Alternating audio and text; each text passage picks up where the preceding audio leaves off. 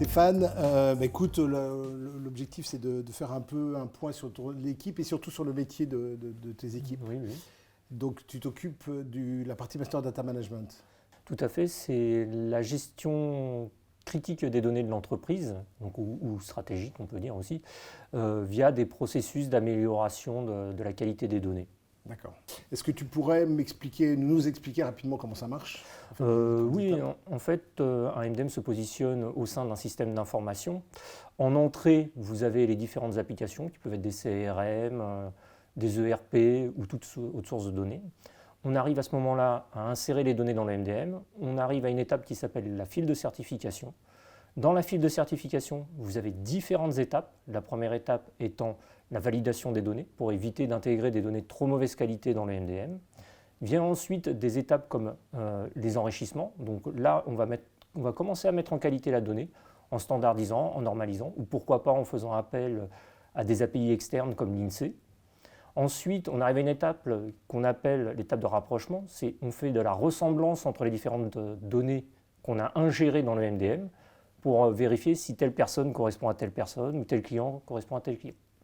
À cette étape-là, vous avez deux possibilités.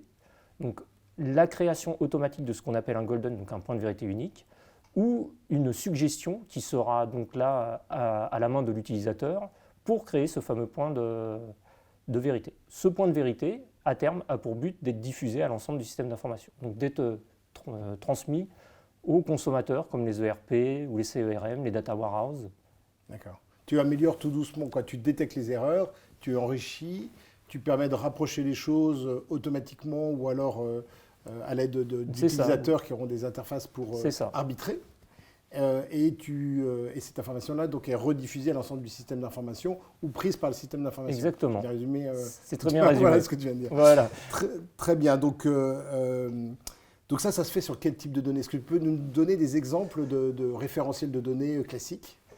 Alors, il y a plusieurs typologies de données, essentiellement les types de données de référence qui sont partagés en deux types de données, donc les nomenclatures, tout ce qui est par exemple fonction RH, nomenclature pays, ça c'est ce qu'on appelle vraiment des nomenclatures, et la partie données de référence pures qui sont plutôt des clients, des personnes, des agents qui sont gérés au sein du MDM. Tu as les produits aussi? Ah oui, ouais. Tout à fait. Vous pouvez avoir différentes typologies de référentiels, comme les référentiels produits. Vous pouvez avoir du référentiel RH, du référentiel tiers. Donc dans les référentiels tiers, on a les référentiels assurés, les référentiels clients et les référentiels marchands. En parlant de ça, chez Quenzeo, au sein de mes équipes, j'ai à cœur justement de mettre en avant des accélérateurs qui aident nos futurs clients à gagner en productivité sur la mise en place de leur MDM. Donc on a mis en place déjà des RCU, donc des référentiels clients uniques, en mode B2B, pour justement leur faire gagner en début de projet 3 à 4 mois de développement. D'accord, pour accélérer tous les projets qui sont autour du client. Exactement. En fait. Très bien.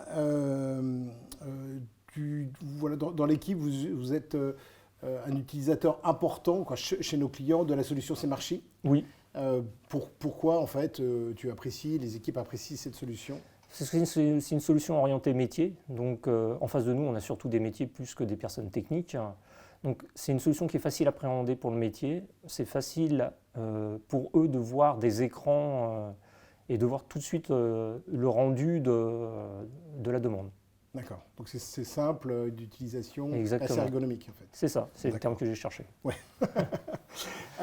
Juste voilà, pour rester dans un format court entre nous, une question quand même importante, c'est faire un projet de gestion des référentiels, c'est un projet comme un autre, donc il y a des enjeux. Est-ce que tu pourrais me donner un ou deux points importants pour réussir un projet de mise en place d'un MDM? Le premier point, oui, c'est avoir un sponsor métier, puisqu'il ne faut pas oublier que les MDM sont surtout des projets métiers. Ouais. Et aussi avoir un excellent échange avec les personnes en face de nous qui sont souvent des métiers. D'accord. Très bien, écoute, merci beaucoup. Merci.